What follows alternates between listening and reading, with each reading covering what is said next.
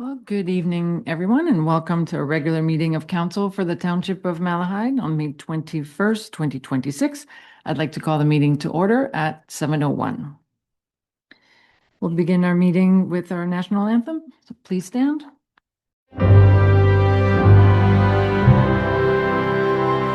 Oh, Canada, our home and native land, true patriot love in all of us command. Car ton bras s'est porté l'épée, il s'est porté la croix. Ton histoire est une épopée des plus brillants exploits. God keep our land glorious and free. Oh, Canada, we stand on guard for thee. Oh, Canada, we stand on guard for thee.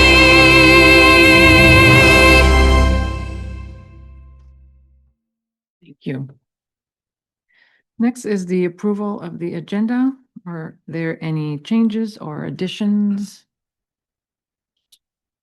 Doesn't look like any. May I have the resolution, please? That the May 21st, 2026 regular council meeting agenda be approved as presented. Mover and seconder, please. Councillor Cerna moves.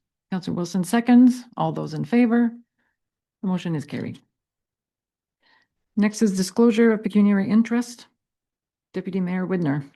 Yes, thank you, Mayor. I have two under G, the quarter revision for the Hipley Dance Drain. And under K, the request for improvement James Drain.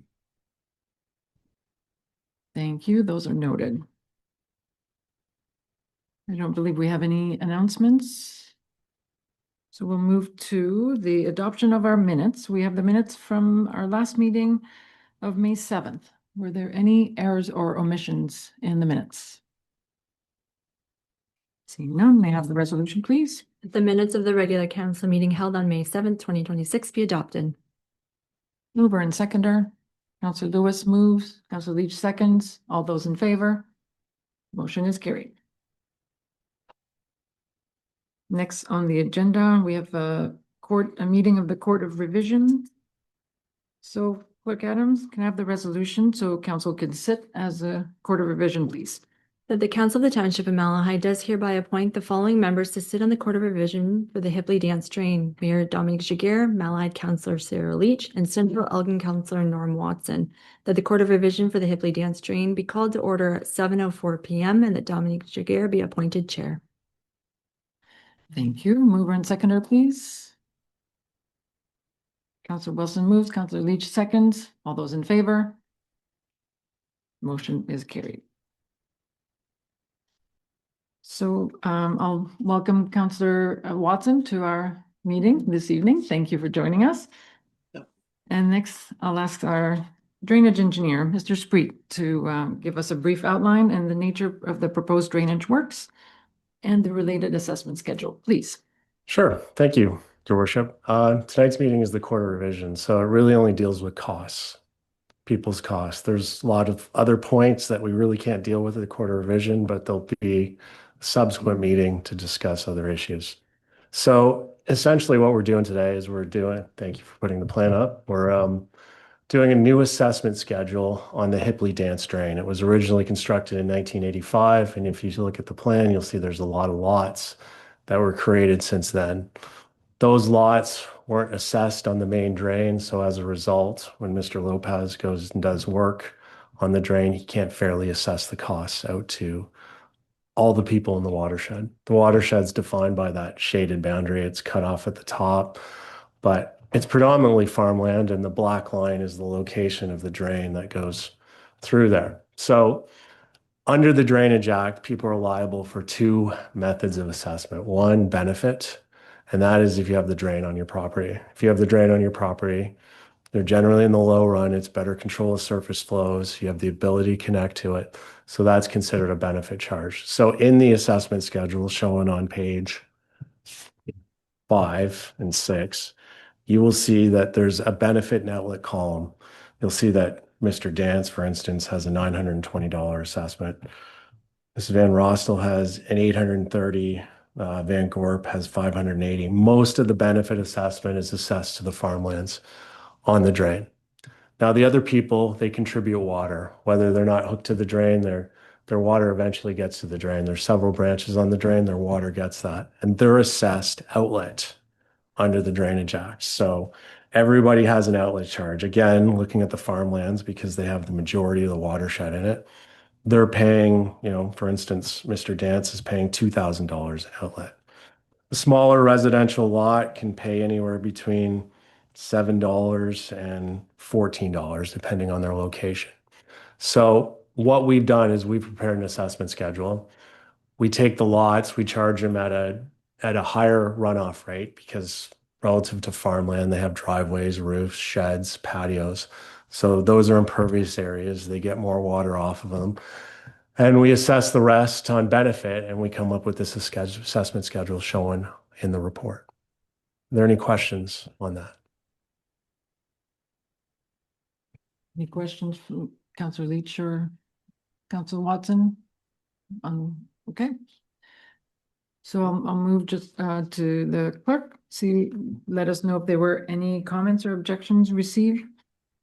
Yes, thank you, Madam Chair. There was one written appeal submitted by 5 landowners, and it was received and included in the agenda package. However, as of today, Susan and Christian Galvon, as well as Erica and Peter McIntyre, and Tara and Brad Leopold, being 3 of the 5 property owners, have requested that their names be removed from the appeal. Thank you for that. And then maybe back to you, Mr. Spreet. Do you want to provide evidence of this support for the assessment, or you feel you've already covered that? And I think it's already covered, Your Worship, through that because this is just a reassessment schedule. So there's no allowances. We're simply doing the work so that we can adequately assess costs in the future for repairs only, not improvements, repairs. And as you mentioned, then the appeal at this stage would be to appeal the assessment, the costs that were assessed for each. Correct. Yes. Okay. Thank you for that. So I don't know if any of the appellants are here or wish to speak to the appeal right now, to what you've submitted. Yeah. Do you wish to speak to the? Yep.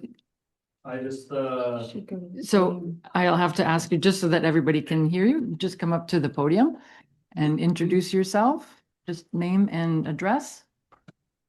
Name is John Mark Charette, and the address is 111197 Springwater Road. And more or less, the appeal is we don't feel that we should be repairing or taking cost of any repairs due to this drain. It should have already been assessed and upgraded prior to the new homes being built.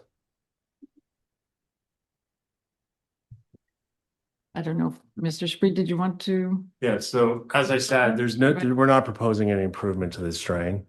This drain does have some issues, but we still have to maintain it and we have to assess it fairly to the landowners. It wasn't done at the time when the drain was done in 1985. All these lots weren't created, so it just wasn't done, and it's common that you end up on a lot of drains. We do a lot of reassessments on drains where development has occurred over the years. And it gets to a point where, the drainage superintendent has to do maintenance. And then, these reassessment schedules usually come up at that point in time. So it is possible then, so right now it's almost like we're tidying things up and bringing things up to date so That's right. that the record is correct and all the assessment. Yes, Your Worship, in terms of the Yeah, assessment for maintenance. Yeah. right. for Future maintenance. maintenance. So is it possible, if I may, then there could be further improvement in the future, and what's the process? So if there were future improvements in the future, it would have to be on a request. So somebody would have to sign a request for an improvement, and then that request would be done under the Drainage Act. and then would come to council. You'd appoint an engineer to do the work. And then we'd have an on-site meeting. We'd invite everybody in the watershed, say there's been a request signed and we have to, respect that request. So we'll do an investigation. We'll come up with a cost. We'll figure out what everybody's assessments are. We'd have another preliminary meeting and, feel if the requester still wants to continue. And then we would be back here for the 2 meetings that we always have, where people can appeal the construction and people can appeal the assessment. Yeah. Okay, thank you for that. So in light of that information, does that clarify for today? So it sounds like, and also staff are available even later this evening if you wish to continue the discussion as far as other steps and next steps that could take place. Okay, yeah. Would that be satisfactory at Yep. this point? Yep. Thank you. Thank you for being here.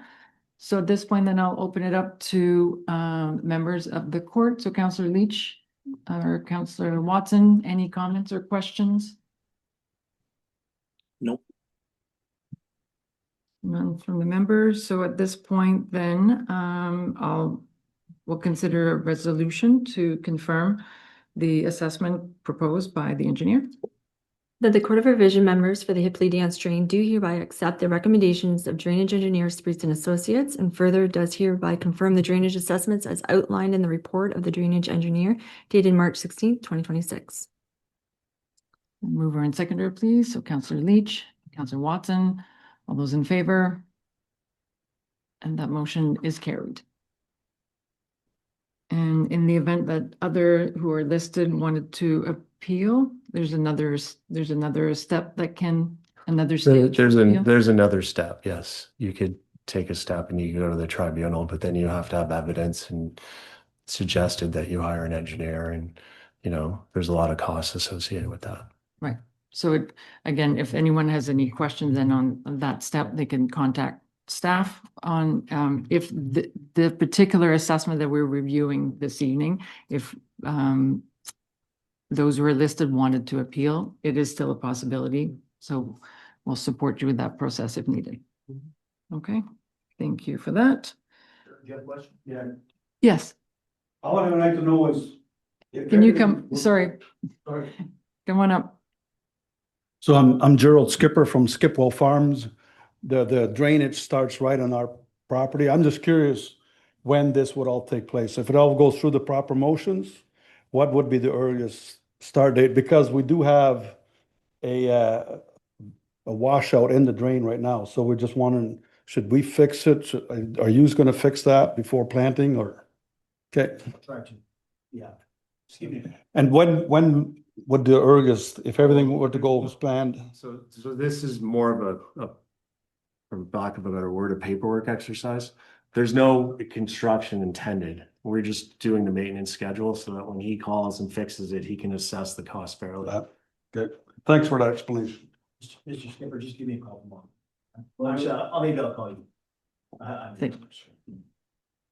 Thank you for that. So yeah, so this is one of those things, as we said, a bit of a housekeeping exercise, but at the same time, it's brought everybody to the table to discuss related, but not related to this particular assessment issue. So a good opportunity to follow up. So Mr. Lopez will be available for further conversation to continue. Great. So with that then, the resolution to adjourn the Court of Revisions meeting. That the Court of Revision relating to the Hipley Dance Drain be adjourned and the council meeting reconvene at 7:15 p.m. Mover and seconder, please. I see a nod from Councillor Watson, so moved by Councillor Watson, seconded by Councillor Leach. All those in favor? And that motion is carried and the meeting, the Court of Revision is adjourned. Thank you, Councillor Watson. Enjoy the evening. Yeah, you too. Good night. Good night.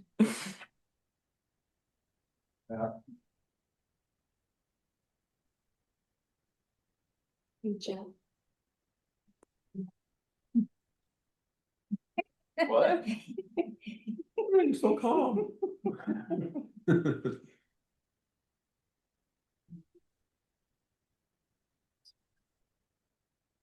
Okay, so going back to our regular agenda, we can move right up to item K under new business. We have a few reports. The first one being, is that right? Yep. Okay. Non-event. Skip So that. under new business, the first item, the Elgin Incentive Community Improvement Plan. Manager Tripp, there you are. Welcome. Good evening. Over to you. Good evening, Council and Madam Mayor. Through you, I'm here tonight to walk you through my report and highlight the next steps for the updated Elgin Incentives Community Improvement Plan. As Council will recall, the updated CIP was presented at the April 16th public meeting. That session provided an overview of the program, its goals, and how it aligns with the county-led initiative to support local economic development. Tonight, staff are seeking Council's endorsement to move forward by adopting the required bylaws that will allow us to formally implement the program and continue participating in the initiative. There are two bylaws before you, the first being Bylaw 26-21, which is the adoption of the CIP itself. This bylaw formally adopts the 2026 Elgin Incentive CIP under the Planning Act. Second is Bylaw 26-29, which designates the township as a community improvement area. This designation is a legal requirement under the Planning Act and is what allows us to actually apply the CIP and offer those incentives across our municipality. So in simple terms, one bylaw adopts the program and the other makes it legally possible to use. Staff are recommending that Council adopt both bylaws to enable the program to move forward. Thank you. Thank you. Any questions or comments on this before we consider the resolution? Councilor Leach? Thank you, Madam Mayor. It would behoove us to pass the bylaws because there are a lot of excellent measures in there to assist our residents. Thank you for that. Any further comments or questions? I think it is a good program indeed. We had a good discussion when we had the presentation from the county. So with that, then we'll consider a resolution. The report number DS 2617 entitled 2026 Elgin Incentives Community Improvement Plan be received, and that bylaw number 2621 of 2026 being a bylaw to adopt the 2026 Elgin Incentives Community Improvement Plan be presented for enactment, and that bylaw number 26-29 being a bylaw to designate a community improvement project area be presented for enactment. Thank you. Mover and seconder, please. Councilor Lewis moves, Councilor Leach seconds. All those in favor? That motion is carried.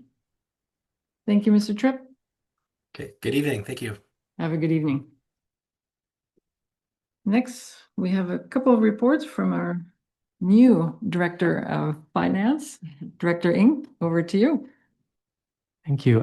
Through you, Madam Mayor, attaches a report to Council with regards to our investments in 2025. We started the year with $8.7 million worth of investments in government and corporate bonds, as well as equity fund. Throughout the year, we invested a further $1.5 million in the portfolio and generated $703,000 of earnings. As well, we had funds held in our high interest savings account, and in 2025, we earned about $226,000 of interest from these accounts.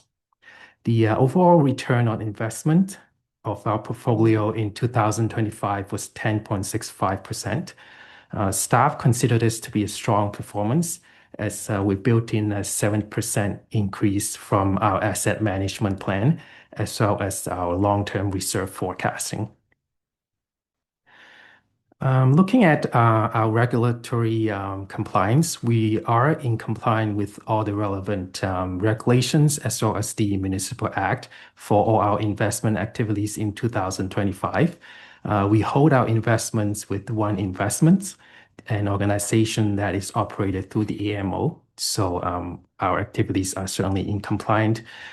For our investment mix as well, we were in compliance with our investment policies in terms of the limit on our equity holdings as well as our cash equivalent holdings as a percentage of our total financial assets. Last year, we did have some investment activities of shifting from our equity holdings to bonds as well as high interest savings account. This is because of the uncertainty that is brought about by the tariffs imposed by the United States. Preserving capital as well as maintaining liquidity became our focus. Looking ahead for this year, the conflict in the Middle East, as well as the uncertainty around our trade agreement with the States, as well as Mexico, continue to bring about market volatility. So I would say in this year, our investment strategy will be relatively the same as last year. Yes, I'm happy to take any questions from council. Thank you. It's nice when your first report to council is good news. So Yes. well planned. Yes, That's good. sure. And we'll open it up for questions or comments. Everybody satisfied with the strategy moving forward? Or argue with. Yeah. Can you do better next year? To you, Madam Mayor, Councilor, Deputy Mayor Winder, we are certainly looking at opportunities to improve the performance. I've had my first meeting with one investment the other day, and I have presented what we did in the past, and certainly they are happy to advise on anything that we can improve on in terms of the mix of investments or any other strategies that are available. Councilor Cerna? All I was going to say is not too bad for a new guy. Keep it up. Thank you. Thank you. Thank you. Yes, and thank you for taking an active role in this process. So if there are no further comments or questions, the resolution, please. Let report number FIN 2604 entitled 2025 Investment Reporting be received for information. Mover and seconder. Deputy Mayor Widner moves, Councilor Leach seconds. All those in favor? That motion is carried. And the next report, once again, Director Ng, the 2026 tax rate.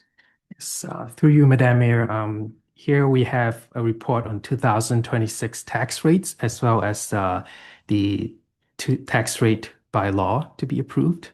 If you remember the 2026 budget back in February, Council approved that requires a total tax levy of about $9.78 million. This represents a 3.43% increase in the township's portion of the tax rate. If we add this to the county and provincial education tax rates, the overall residential tax rate increase is 2.16%, or an increase of $35.51 per $100,000 of assessed property value. In terms of the special area tax rates, the Springfield special area levy was set at $11,500 during budget deliberations. And as a result of this, the dollar increase is 13 cents per $100,000 of assessment compared to last year.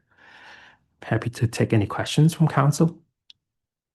Thank you. Questions, comments? Seeing none, resolution, please. The report number FIN 2605 entitled 2026 Tax Rates be received for information and that the 2026 tax rate bylaw be approved.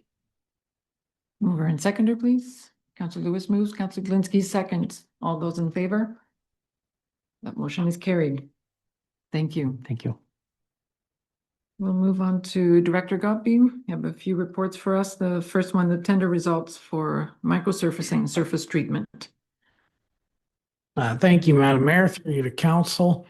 Report PW 2618 is our results for our microsurfacing and surface treatment tender that was jointly put out, headed by our colleagues at Central Elgin, to which we are grateful for that service.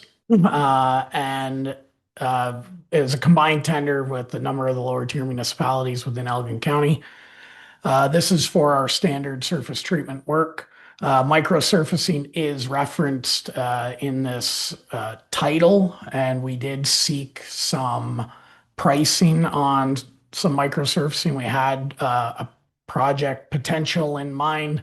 It was a provisional item. We are not looking to award that work. Just the pricing just does not make sense. So we're kind of going back to the drawing board on that issue. So on the surface treatment side, we are looking to award the work for the roads identified on page 118 of your agenda. We've got a substantial amount of single surface treats to do, as well as the College Line section of surface treatment from Hacienda to Springfield Road. It's a good thing that Eric said we made a bunch of money, because unfortunately we did have a budget shortfall of approximately $20,000 for the awards of this work compared to what we had anticipated our expenses would be in the capital program. With that, we are recommending that that be funded from the capital road reserve so we can complete all of this work. It has generally been stated that for the most part, a lot of this, the additional cost, the unanticipated cost, has been primarily driven by fuel prices, which the fuel prices then trickle also down into the aggregates, which we're going to come to in a subsequent report. But just that whole issue of moving heavy products like these around the province has unfortunately given us a bit of a budget shortfall. Regardless, with that, we are recommending that the contract be awarded to Duncor Enterprises of Barrie, Ontario, to complete our scheduled program for 2026. If there are any questions, I will happily answer. Thank you. Questions? Comments? Councillor Leach. Thank you, Madam Mayor. To Director Godby, can you you in the report have microsurfacing, single surface and double surface? Could you give a brief overview of what microsurfacing is different from single and double? Thank you, Madam Mayor. Through you to Councillor Leach. At risk of upsetting some better road building people, I will say that microsurfacing is essentially a very much a heavy duty driveway sealer type process. You're applying a very thin layer of like emulsification mixed with some very fine granulars, and it's essentially to seal the road surface. It is primarily used in places where you're looking to kind of slap a Band-Aid on to buy you a couple years. The asphalt underneath is not fully ready to fail, but it's getting to that point. When we talk about road condition values, what it essentially does is puts kind of the pause button on the degradation of that road by sealing up that surface and preventing water from getting in, and kind of having that accelerate the deterioration of the road. Whereas the surface treatment, a single surface treatment, we're essentially putting down the tar and chip. So you're putting down your tar layer, and then you're putting down your thin skift of gravel on top of that, basically, which then compresses down into the tar, gives you a nice new road surface. A double is just that. We do it twice. That's typically, it gives you a nice bigger base. That is what we would do when we are rebuilding a road, one of our rural roads. We will go and we will do the granulars. We will get it all gravel and graded. Then we will put down 2 layers just to give you that extra road wear surface thickness and extra durability. Thank you. Well done. Crash course in surfacing. Other questions? Seeing none, resolution, please. The report number PW 2618 entitled Tender Results 2026 Micro Surfacing and Surface Treatment be received, and that the 2026 Micro Surfacing and Surface Treatment contract be awarded to Duncor Enterprises, Inc., and that the mayor and clerk be authorized to enter into agreement with Duncor Enterprises, Inc. of Barrie, Ontario for the purpose of completing the 2026 Micro Surfacing and Surface Treatment Program, and that the budget shortfall of $20,084.56 will be drawn from capital road reserves. Thank you. Mover and seconder, please. Counselor Wilson moved, Deputy Mayor Widner seconds. All those in favor? Motion is carried. So moving on to the next report, as you hinted, is the placement of road granulars. Thank you, Madam Mayor. Through you to council. Report PW 2620 is for our supply and placement of road granulars. This is all the gravel that we are using for our annual or our program for adding gravel to our existing gravel road network. Those segments, and that's what we're calling spring gravel. Those road segments are on page 122. As well as this is going to the purchase and placement rate is also used for the roads that we are rebuilding in this year being College Line. So this is unit pricing. It's all based on what is actually delivered. And with our construction estimates, we were again, unfortunately, a little lighter than we thought on the budget wise. And we do have a budget shortfall of approximately $72,000 for this work that we're proposing to be done. And we are suggesting that that would also be funded through the Capital Road Reserve. It is staff's recommendation that we continue down this road and get these roads done. It's unfortunate that the markets were not favorable this year. However, in the long run, I think it's still advantageous for us to do all of this work and stay committed to our plan as laid out in the asset management plan. So with that, it is our recommendation that we award this contract to CR Chittick Construction of Thorndale, and that we continue with this plan. If there are any questions, I will happily answer. Thank you. Questions?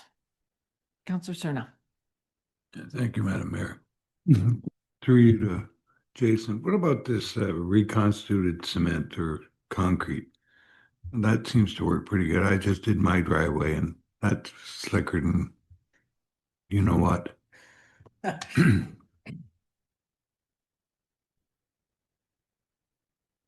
Through you, Madam Mayor, to Councillor Cerna. It's not something we've overly explored the use of. A lot of the reconstituted or reground, recycled materials are typically a lot of the time going back to the ag pits themselves, where they have the grinding equipment and they'll grind it and stockpile. And it a lot of the time it'll also be a resale item that we have pricing and can see pricing on. It's nothing that's really been spec'd in the world of roads that I'm aware of. I don't know that they've had enough time with it. It's relatively new that people have been trying to get it to meet a lot of the OPS or MTO specifications for the consistency of the stone, because when you're grinding up concrete, you don't necessarily know what the quality of rock was that originally was in that concrete. So it's not something we've explored a lot of. Well, because to me, rock is rock. I don't know. I don't know how it loses its consistency, but I just, from experience, I just, like I said, I just did my driveway with it, and it packs well, and it does an excellent job. So, and the guy told me it's a hell of a lot cheaper than gravel. So it's just something to look at, and I think it's probably something that we should explore. That's all. Thank you. Through you, Madam Mayor. I don't disagree with you, and it's something that definitely myself and Ryan can do a little more digging into. It'd be, we do have some smaller, lower volume dead end areas where it might be a great application. So it's something we'll definitely look into. I could suggest a couple of those. That's exactly what I was thinking. Deputy Mayor Widner. Yes, thank you, Mayor, through to Jason. Jason, I know we've talked about it before, like experimenting with a short section of the road, like would recycled asphalt, would it be something if we experiment on the roads down south where they're saying they got a good base and they're good drainage? Is that something we could ever experiment with a kilometer just to see how it works, or have you ever thought about that, or what's your thoughts? Yeah, through you, Madam Mayor, to the Deputy Mayor.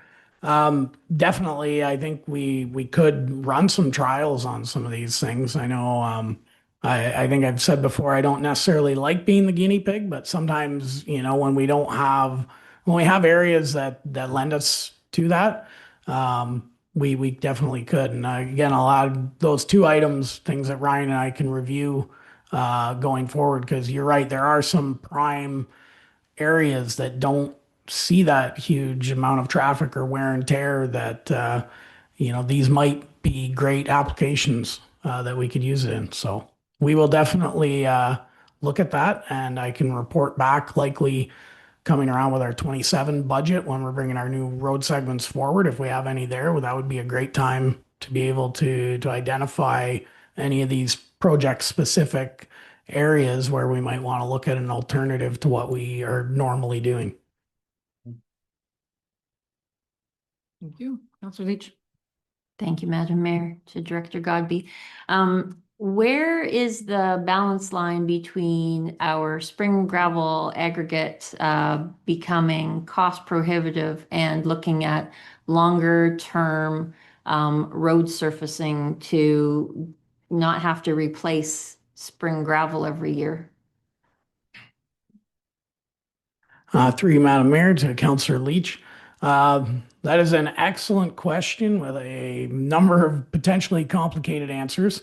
However, at the high level, I guess I would say we'd recently approved our road conversion policy, where one of the things we want to be able to do is look at where does it make sense. So really, we're kind of at that point where we need to look at specific road segments and identify what are some of the underlying potential issues as to why it hasn't been done already. Sometimes it's simply been a budgetary decision, or there's not been a push to have it done.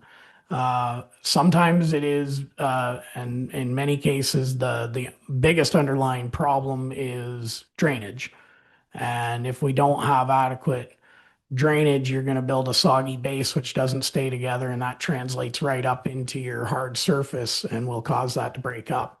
So one of the things that will be published very shortly is a request for quotation for our pavement condition index update.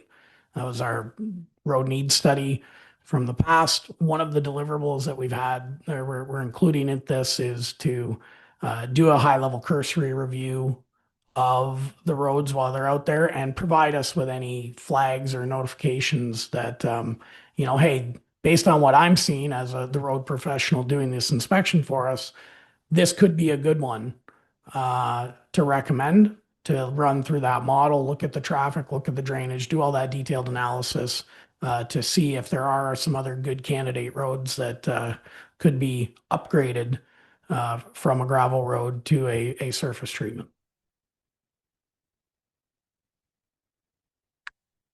Yes, thank you for that reminder of the policy. I do recall the fairly complex flow chart of all the different factors that we have to consider. So it's nice that we put that in place earlier this year, so you have a tool now for making those decisions moving forward. Any other questions? Seeing none, the resolution, please. The report number PW 2620 entitled Tender Results, Supply and Placement of Road Granulars be received, and that the tender of supply and placement of road granulars contract be awarded to C.R. Chittick Construction Limited of Thorndale, Ontario, in the amount of $543,877.50 plus HST, and that the mayor and clerk be authorized to enter into an agreement with CR Chitta Construction Limited for the purposes of completing the supply and placement of road granulars program. Thank you. Mover and seconder, please. Counselor Lewis moves, Counselor Cerna seconds. All those in favor? That motion is carried. The next report is the request for improvement of the James Drain. We're back to you, Director Gottlieb. Thank you, Madam Mayor. Through you to council, report PW 2619 is the request for improvement for the James Drain. The James Drain is just down the road here, basically in and around the area of Ron McNeil Line and Pigram Road. The original drain was constructed in 1928, so it's been in service for just shy of 100 years. And it has seen some wear and tear over the time, and the property owner now is having some drainage and erosion issues on his property. So he has submitted a petition for us to get this drain upgraded. As a result of that, we are recommending that John M. Spreet of Spreet Associates be appointed as the drainage engineer to walk us through the Drainage Act processes. And if there are any questions, I will happily answer. Thank you. Questions? Seeing none, resolution, please. The report number PW 2619 entitled Request for Improvement James Drain be received, and that John M. Spreet of Spreet and Associates be appointed to prepare an engineer's report pursuant to Section 78 of the Drainage Act, RSO 1990. Thank you. Mover and seconder, please. Counselor Cerna moves. Counselor Glinski seconds. All those in favor? The motion is carried. Mr. Godby, you're on a roll. We'll bring back the deputy mayor. Thank you, Madam Mayor. Through you to council, report PW 2622 is a proposed encroachment agreement with Berkshire Farms Incorporated. If you were to look at page 131 of your agenda, you'll see a brief overview map. The Berkshire Farms Incorporated is operating on both sides of Carter Road. What they are doing is proposing to have council's permission to install a permanent irrigation line to be bored underneath of our road in order to connect those two properties so they can transport irrigation water to and fro between their two farms. This is consistent with the agreement as drafted and proposed here, starting on page 132 of your agenda, is consistent with the format that council has approved for a few other of these types of locations across Malahide. From a roads operations standpoint, we have zero concerns. Ultimately, the agreement is just requiring that the permission is granted. If the pipe fails or causes any damage to the road, the owners are acknowledging that they will be liable for the restoration works and costs of any damages. At the same time, they will have insurance for such an event. And in the event that we go through and rebuild the road, we're allowed to tell them that they need to get their pipe out of there, and they receive no cost, no compensation or anything like that. It's just got to get it out. We're moving on. So all in all, we believe to be a very efficient way to protect the township's needs while assisting these property owners in achieving their goals and their needs as well. If there are any questions, I will happily answer. Thank you. Any questions? Councilor Glinski. Madam Mayor, is this a one-year project, or is this something that will have to be redone every year? Through you, Madam Mayor, to Councilor Glinski. This is intended, the way they're boring and installing this under the road, it is intended to remain in place basically in perpetuity. So when they need, if we need them to move it, they have to remove it, or if they want to be done with it, we can force them to remove it when they no longer require it. However, it is not something that'll be renewed time and time again. Madam Mayor, the reason I ask is because I've seen in other areas in Malahide where they have installed a culvert and simply every year they push the irrigation pipe through and they don't have to worry about yearly blowouts or whatever happens to irrigation pipes. Just a thought. Thank you. Through you, Madam Mayor, yes, I have seen that method done as well. I'm not sure what inspired them to want to have it drilled across the road.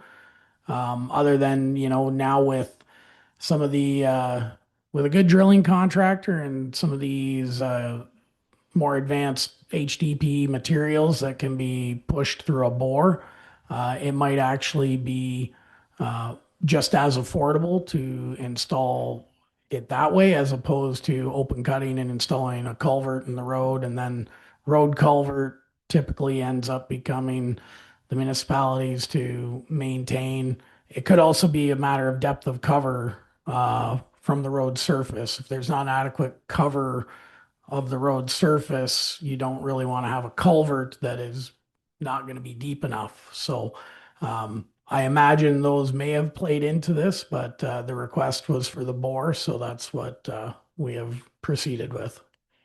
Thank you.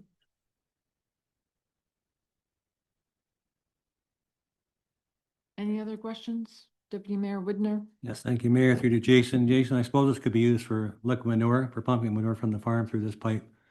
And if that's the case, it'd sure save our roads with having these big tankers on it, so they just pump it from the farm and spread it out with the machine. So yeah, that'd be great.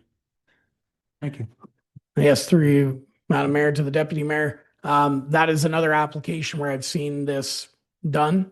And precisely for those reasons is it can make some significant efficiencies for transporting manure or water either way across the road. Any other questions or comments? Seeing none, the resolution, please. The report number PW 26-22 entitled Encroachment Agreement Berkshire Farms Inc. be received and that the mayor and clerk be authorized to enter into an agreement with Berkshire Farms Inc., Frank and Blake Berkelmans for the purpose of allowing the installation of an 8-inch irrigation pipe under Carter Road, subject to the applicant first entering into an agreement with the township and satisfying the terms of the agreement. Thank you. Deputy Mayor Widner moves resolution. Councilor Glinski seconds. All those in favor? That motion is carried. And one more, Director Godby. Port Bruce Provincial Park Maintenance Agreement, please. Through you, Madam Mayor, to Council. Report PW 2623 is a potential maintenance agreement with the MECP for the Port Bruce Provincial Park for the 2026 operating season. As Council may recall, in 2023, we brought a report to Council kind of highlighting the fact that the township had been doing quite a bit of maintenance down at the provincial park. And at that time, it was just borne on the costs of all that maintenance were borne by the Malahide taxpayer. So in 2024, we managed to negotiate a contract with the MECP, which at least included some provision of compensation back to the municipality, recognizing that it is their asset and that we are maintaining it. Since that point, we basically went through 2 operating seasons where we did get some basic cost recovery. Usually it was, I believe one year it was around $12,000 and the other year it was around $14,000 that came back to Malahide for services rendered at the provincial park. We were here last September with a draft agreement, and at that point, there was some concerns regarding some of the timing windows for the park opening and closing, as well as most specifically about when the washrooms are going to be open and available down in Port Bruce. Through the course of the winter and this early spring, we've been back and forth and up and down with the province on this matter. The one thing of importance to note is that while we were not able to successfully negotiate a firmer opening date and a later closing date, we did get the province to recognize that they would give us permission to extend those seasons. However, any costs incurred during either of the lengthening in the spring or in the fall would be at the township's cost. Those costs for additional grass cutting or washroom cleaning or anything like that would not be compensated back to us by the province, as they have a very specific window at the provincial level, which this park is designated to be opened. That being the first Friday in June until the Tuesday after Labor Day. So anything outside of that window that we want to have done down there, we can do in as long as we seek permission and advise the province as to what we are doing. However, those costs will be ineligible. If you look at page 136 of your agenda, you'll see the proposed upset limits for cost recovery for 2026. This is just in at about $12,500 that we could potentially recover back from the province for those basic garbage collection, washroom cleaning, and other general grass cutting and general maintenance items. To note, beach cleaning is on there. We're listed as full cost recovery. Staff did, under the direction of MECP, staff did perform a level of cleanup down on the province's beach. I believe that was 2 Fridays ago now. So that work is done, and they will be paying the full cost of whatever our invoice is there, as that was an agreed upon standard of that time. So while we were unable to come to terms with a new long-term agreement, staff are satisfied that at the very least this agreement for 2026 does still give us cost recovery. It does still give us the ability to not open the spring here any sooner because it's already almost June.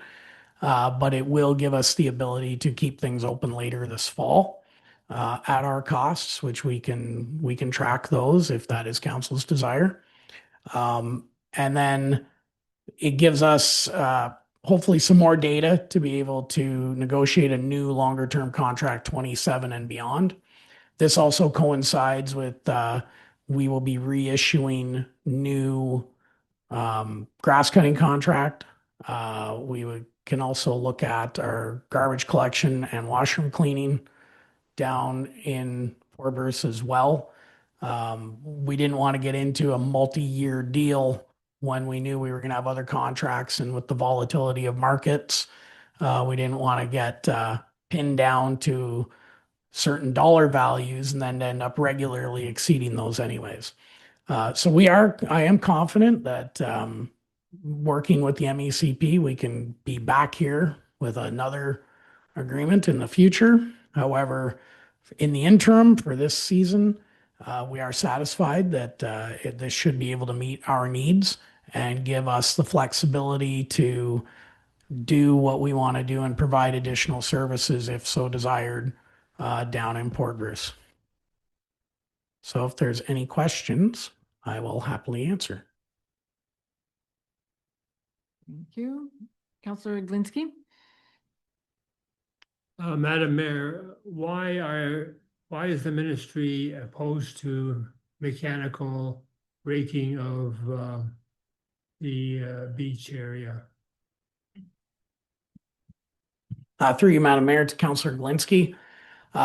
With That provision is specifically stated in our maintenance, in the proposed maintenance agreement, and it actually always has been there. The reason that they have provided is the Port Bruce Provincial Park has been identified, specifically that beach area has been identified as one of their areas that they're prioritizing naturalization. They have looked at the fact that the Lake Erie coastline is very dynamic to begin with. We have a lot of various erosion issues, and mechanical raking of beaches takes away the natural dune formation and natural establishment of vegetation, which is intended to help resist the erosion of the shoreline. So with that and it being their section of beach to maintain, they have specifically stated we're not allowed to do that. So we can't get out there with heavy equipment and rake and scrape and grade it all down however we see fit. Thank you for that. Councilor Lewis? Thank you, Madam Mayor. Maybe just more of a comment and a planting of a seed. I don't know if anyone else was down there this long weekend, but I was down there several times. And on Monday, I have never, in all of the years I've been down there, seen it the way it was on Monday. You couldn't fit 4 more cars in Port Bruce. That was impossible. So every expense that we've got now is going to go up and continue going up. And I think a lot of it has to do with our surrounding municipalities charging for parking.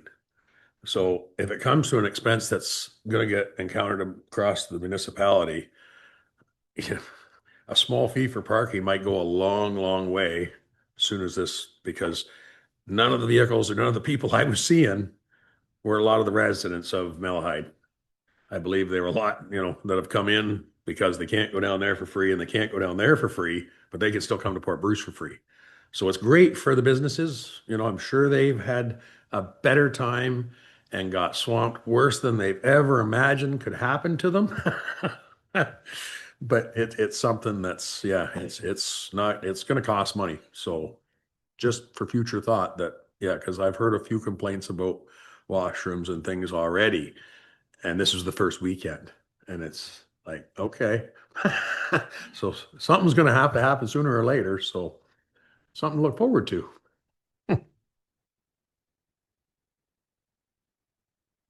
Did you want to comment or do you want? Okay, Councilor Leach. Thank you, Madam Mayor, to Director Godby. So I have 3 questions. One, when do we need to let MECP know that we would like to extend the season? Who is responsible for then cleaning the lines out to prevent winter damage? And what is the cost of porta potties to provide service? And does that compare to doing the winterizing ourselves? Okay, through you, Madam Mayor, to Councilor Leach. So the when to extend, there's not a specific date in there. And from my conversations and relationship with the park superintendent, I'm basically anticipating that could be pretty much a few weeks notice near the end of the season, just basically to make sure that they haven't scheduled their closing up work. That can definitely be confirmed for sure. The second was for the cleanup of winterizing. Should we extend? Again, I was told that they would still cover those winterizing costs. So it would be the costs for the cleaning and the maintenance and the extension of the garbage collection and those types of services. And then your third question, I'm going to preface by saying thank you, Dustin, for getting me these numbers in anticipation of this question. Yeah, right. It's too bad he's not here. Essentially, we're looking at the cost to rent a portable toilet. He'd given me the numbers on a month. So say we were going to put a single portable toilet for a month is going to be $600. We anticipate that we could continue with our contracts in place and do the cleaning and maintenance of the province's washrooms for $500 a month. So they're very comparable.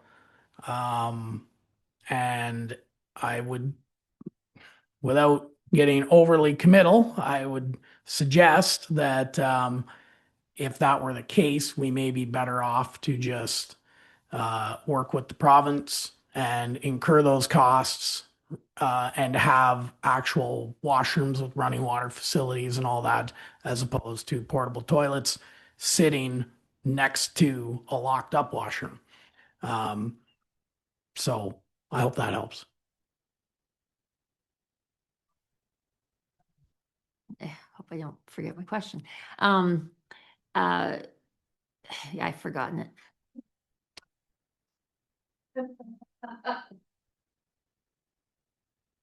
So maybe just to clarify a couple of things then, as far as the decision making, we had extensive discussions, I believe, last fall on this, and I think we concluded that we would leave it to staff to determine it, especially with the cost being fairly comparable. So I just wanted to clarify that as far as the decision making for this fall, but I would also say that means the decision making for next spring, because this agreement goes to May 31st of 27, which means, if I'm reading this correctly, we would be in a position to decide for ourselves when we want to open up or install portable toilets. Or so is there any further direction needed so that staff are prepared well in advance next year, in advance of the long weekend, in advance of, a very busy, if the weather is nice and fireworks and all of that? Thoughts? So any further direction? I know today it sounds like we would be approving the agreement, but anything else needed, or you're good? Through you, Madam Mayor. At risk of creating more work for ourselves, I would suggest that, it's been in my mind to come before council with some service levels and to get some better documentation on services that are and are not provided in Port Bruce. There is a lot going on with washroom facilities. Even over the course of the long weekend, yes, we brought in portable toilets.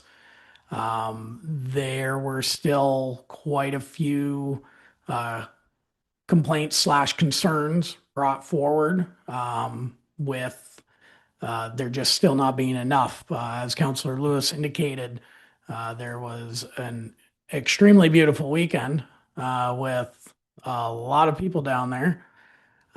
So it would give an opportunity to further discuss a number of items around the washrooms themselves and what potential options can exist there.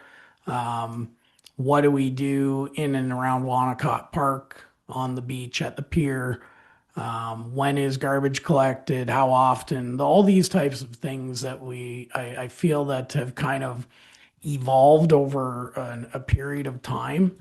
And it might be advantageous to kind of bring it as a package back to council to be able to say, here are all the kinds of things we're doing and generally some of the costs associated with these, so that, it's out there for everybody to see and be able to say, yes, we like this, or we don't like that, or this is way too much money, or we could afford to invest more in these certain areas. That could even touch on the issue that Councillor Lewis just briefly touched on, about parking. What is available? What are our issues? I understand there was discussion about parking a few years ago in and around the pier, and a project that maybe kind of started to see a little bit of light of day and then disappeared.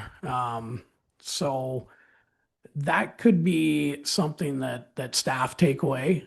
Two takeaways from tonight. One being, as per our recommendation, let's execute this agreement, firm things up with the province. We can go away and get things up and running for the year, and at the same time, come back and have that bigger conversation about the village in general, and what is being done.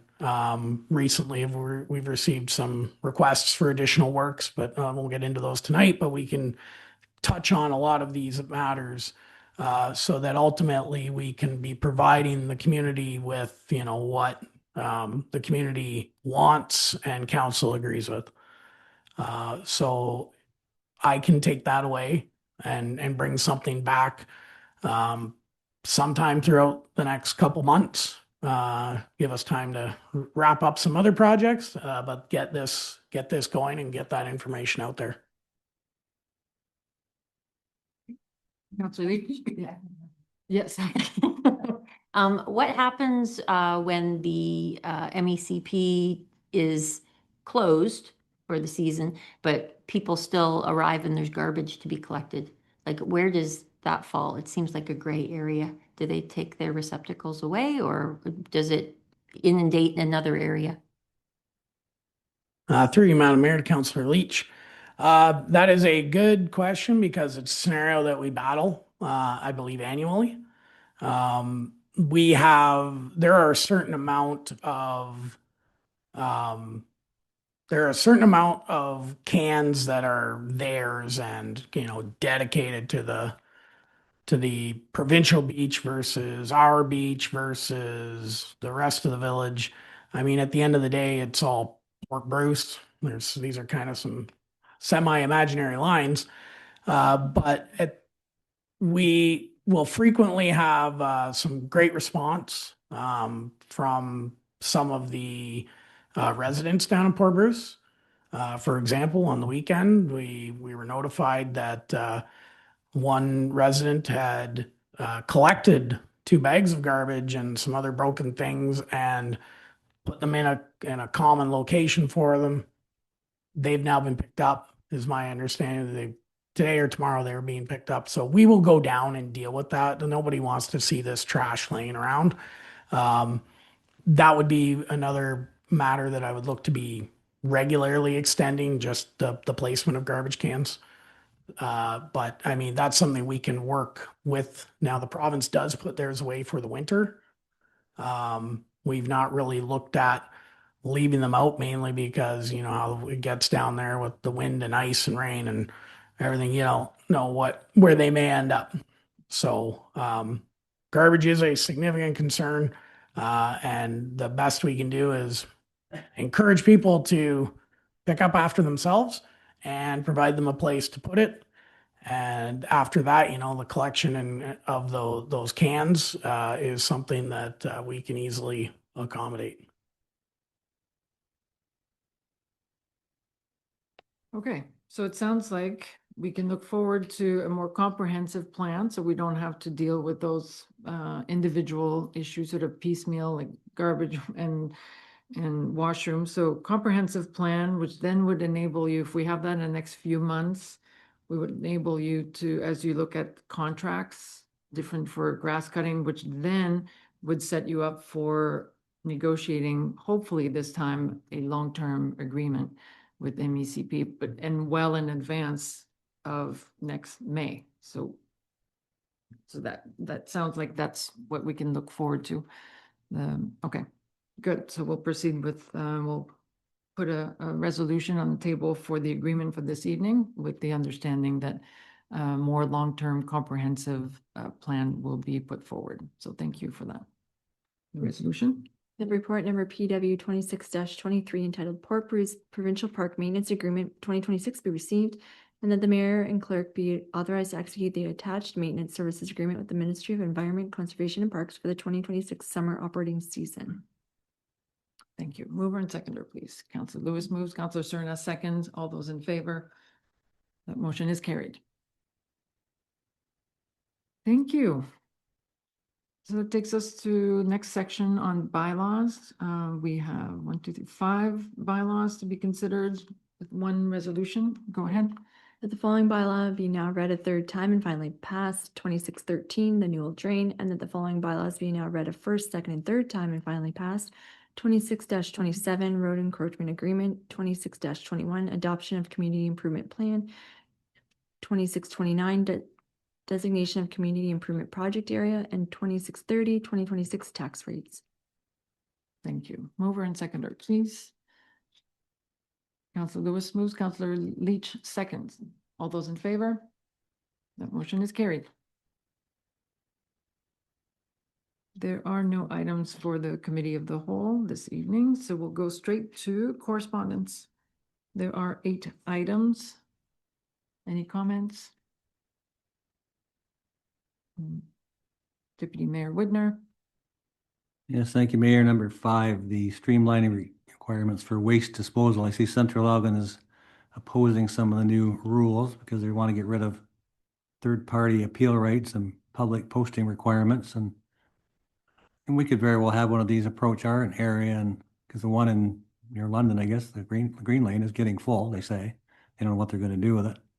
I just don't like when they're taking away the rights of somebody, the municipalities or the public, to oppose something as bad as a landfill. So I'd like to see us support Central Elgin's letter, and I don't know whether we would be, or whether we should send a motion ourselves to the Ministry of Environment, like they're going to do, but that'd be a council decision. Any comments from staff on that? Is this something that we should comment on as a municipality, or do we want to stick with supporting Central Elgin's resolution to start? While you decide, Councillor Wilson. I can give you a geological perspective on dump down there. Bias. It is a fantastic place for the dump. There's no groundwater. If you get fresh water above the bedrock, it's maybe a gallon a minute. There isn't groundwater to contaminate. It's 250 to 270 feet of clay, and it's a great spot for a dump. No one wants one in their backyard, but groundwater wise, whatever else, they should be expanding that and putting more in that area, because there is no groundwater to contaminate. It's not there. So as far as our position then, CAO Diaz? Thank you, Mayor. Just to note, with landfills, there's just now significant legislation that's already being applied to it, and beyond that, just the liability. If you have a landfill and you're the owner operator, you have to have it insured. You have to ensure that there's no leakage coming from it, and even after it's closed and done with, you have to keep on insuring and keep on pursuing further environmental regulation for it. So I think there's a lot of steps in the process in order to get something new landfill built. I know it's becoming incredibly difficult, and that may be part of the reasons why the province has sort of suggested this to streamline moving it forward. That being said, it is a complicated and expensive endeavor. So there's 2 perspectives on this, on how you want to approach it. Either have the right to have the opportunity to at least speak towards some of these appeals and ensure that your concerns get heard, or B, follow through with an environmental study that may be the evidence that is pushing forward a landfill. So.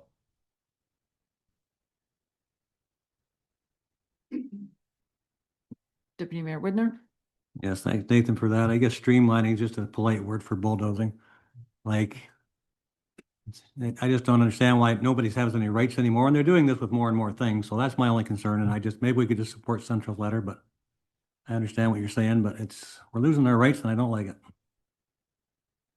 Counselor Wilson. Through you, Madam Mayor. They're basically trying to streamline this stuff. So like York 1 is trying to push through a dump down in Dresden. It's only 30 feet to the static level. And like if they can't dig any deeper than that and you want a buffer, they're not going to be digging down on the ground. It's going to be a great big hill that they're going to build out of construction waste out of Toronto. And it's, York 1 donates lots of money to the premier. So it's, they want to bulldoze and put through the dump where their buddies want it.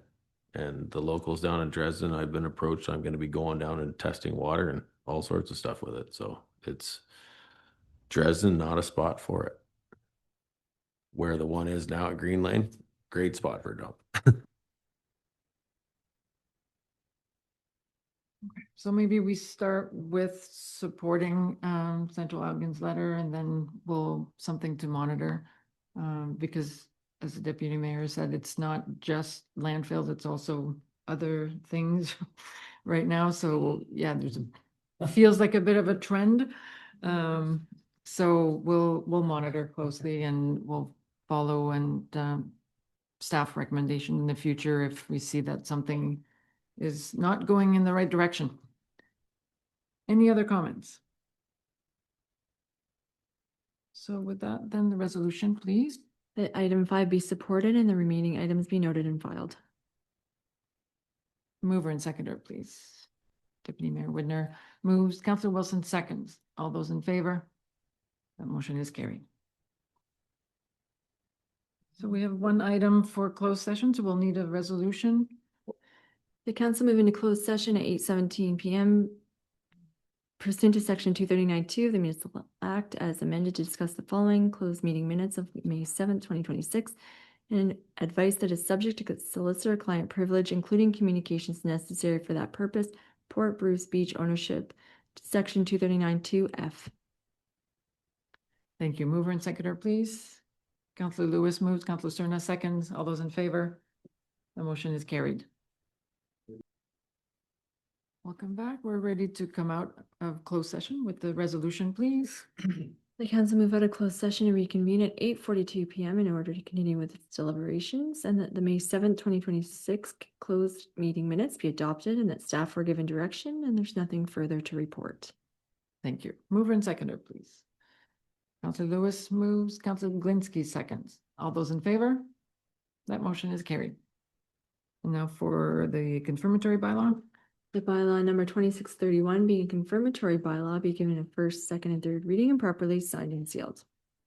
Mover and seconder. Councillor Wilson moves, Councillor Leach second. All those in favor? Motion is carried. And now for adjournment. Council adjourn its meeting at 8:42 p.m. to meet again on June 4th, 2026 at 7 p.m.